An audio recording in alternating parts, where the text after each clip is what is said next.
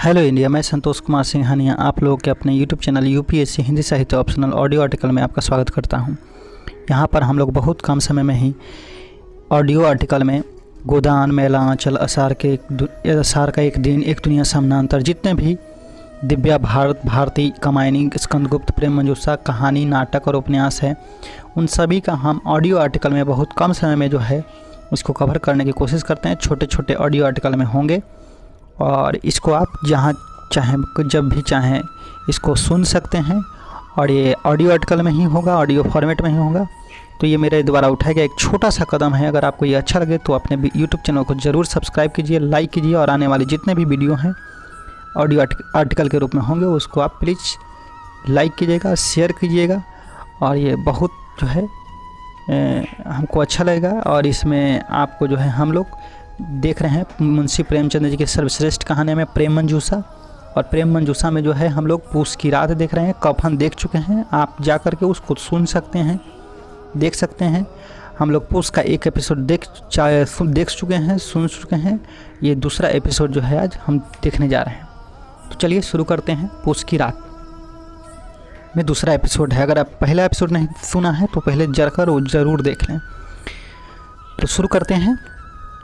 1 घंटा और गुजर गया। रात ने शीत को हवा से धधकाना शुरू किया। हल्कू उठ बैठा और दोनों घुटनों को छाती से मिलाकर सिर को उसमें छिपा लिया। फिर भी ठंड कम न हुई। ऐसा जान पड़ता था सारा रक्त जम गया है, धमनियों में रक्त की जगह हिम बह रहा है। उसने झुककर आकाश की ओर देखा। अभी कितनी रात बाकी है। सप्तर्षि अभी आकाश में आधे भी नहीं चढ़े। ऊपर जाएंगे तब कहीं सवेरा होगा। अभी पहर भर से ऊपर रात है। हल्कू के खेत से कोई एक गोली के टंपे पर आमों का बाग था। पतझड़ शुरू हो गई थी। बाग में पत्तियों का ढेर लगा हुआ था। हल्कू ने सोचा चलकर पत्तियां बटोरूं और उन्हें जलाकर खूब तापूं। रात को कोई मुझे पत्तियां बटोरते देखे तो समझे कि कोई भूत है। कौन जाने कोई जानवर ही छिपा बैठा हो, मगर अब तो बैठे नहीं रहा जाता। उसने पास के अरहर के खेत में जाकर कई पौधे उखाड़ लिए और उनकी एक झाड़ू बनाकर हाथ में सुलगाता हुआ उपला लिए बगीचा की तरफ चला।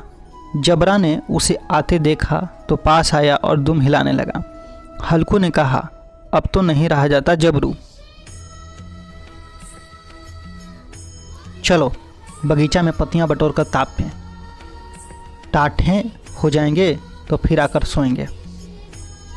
अभी तो रात बहुत है। जबरा ने कूं कूं करके सहमति प्रकट की और आगे आगे बगीचे की ओर चला। बगीचे में खूब अंधेरा छाया हुआ था और अंधकार में निर्दय पवन पत्तियों को कुचलता हुआ चला जाता था। वृक्षों से ओस की बूंदें टप टप नीचे टपक रही थी। एकाएक एक झोंका मेहंदी के फूलों की खुशबू लिए हुए आया। हल्कू ने कहा, कैसी अच्छी महक आई झबरू, तुम्हारी नाक में भी सुगंध आ रही है। जबरा को कहीं जमीन पर एक हड्डी पड़ी मिल गई थी। उसे वह चिचोर रहा था।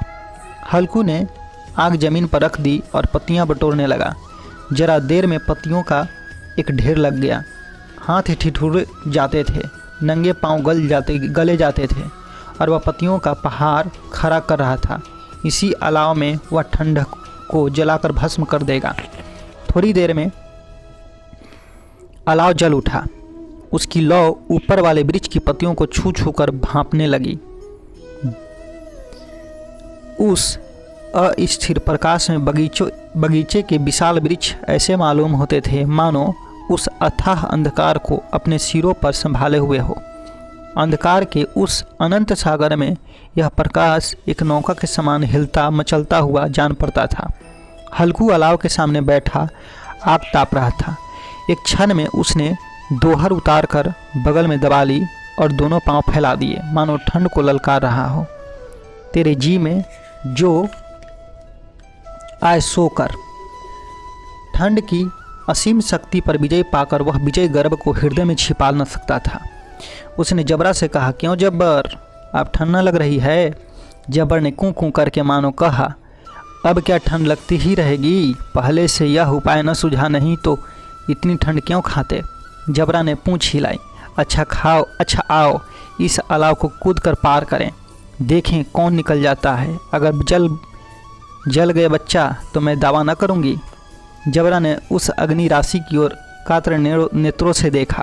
मुन्नी से कल न कह देना, नहीं तो लड़ाई करेगी। यह कहता हुआ वह उछला और अलाव के ऊपर से साफ निकल गया। पैरों में जरा लपट लगी, पर वह कोई बात न थी। जबरा आगे के गिर्द घूमकर उसके पास ही खड़ा हुआ। हल्कू ने कहा, चलो चलो, इसकी सही नहीं, ऊपर से कूदकर आओ। वह फिर कूदा और अलाव के इस पार आ गया। पत्तियां जल चुकी थी, बगीचे में फिर अंधेरा छाया था। राख के नीचे कुछ कुछ आग बाकी थी, जो हवा का झोंका आ जाने पर जरा जाग उठती थी, पर एक क्षण में फिर आंखें बंद कर लेती थी। हल्कू ने फिर चादर ओढ़ ली और गर्म राख के पास बैठा हुआ एक गीत गुनगुनाने लगा। उसके बदन में गर्मी आ गई थी, पर ज्यों-ज्यों शीत बढ़ती जाती थी उसे आलस से दबा लेता था। जबरा जोर से भूख कर खेत की ओर भागा। हल्कू को ऐसा मालूम हुआ कि जानवरों का एक झुंड उसके खेत में आया है। शायद नीलगायों का झुंड था। उनके कूदने दौड़ने की आवाज़ें साफ कान में आ रही थी। फिर ऐसा मालूम हुआ कि वह खेत में चर रही है।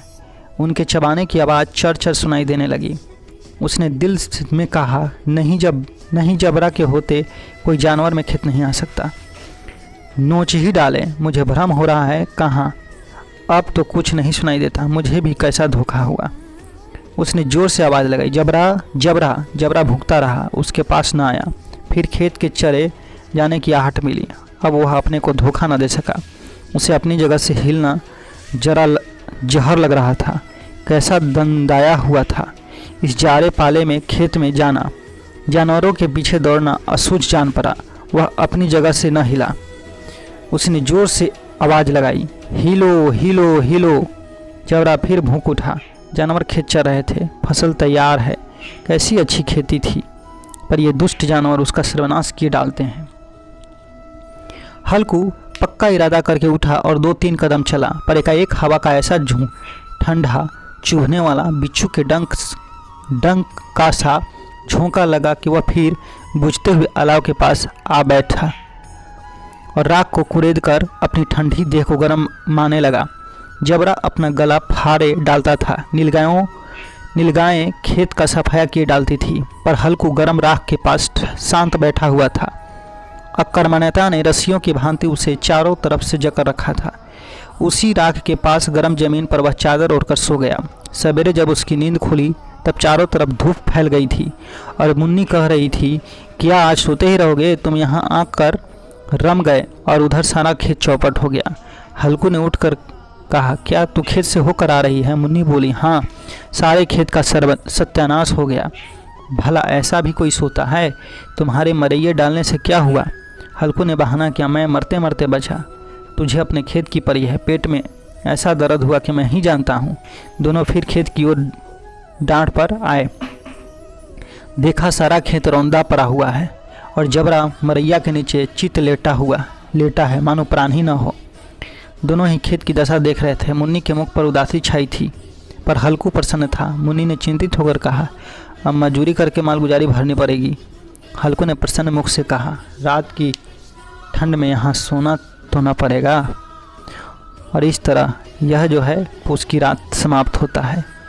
तो हमारी जो है 2 एपिसोड में यह बना हुआ वीडियो ऑडियो फॉर्मेट में है, जिसको आप सुन सकते हैं। और जो आपको एक महत्वपूर्ण कहानी फॉर्मेट भी है, इसे कोई भी सुन सकता है। तो आप लोगों के लिए बहुत बहुत धन्यवाद जो आप लोगों ने हमारे इस वीडियो को देखा, सुना।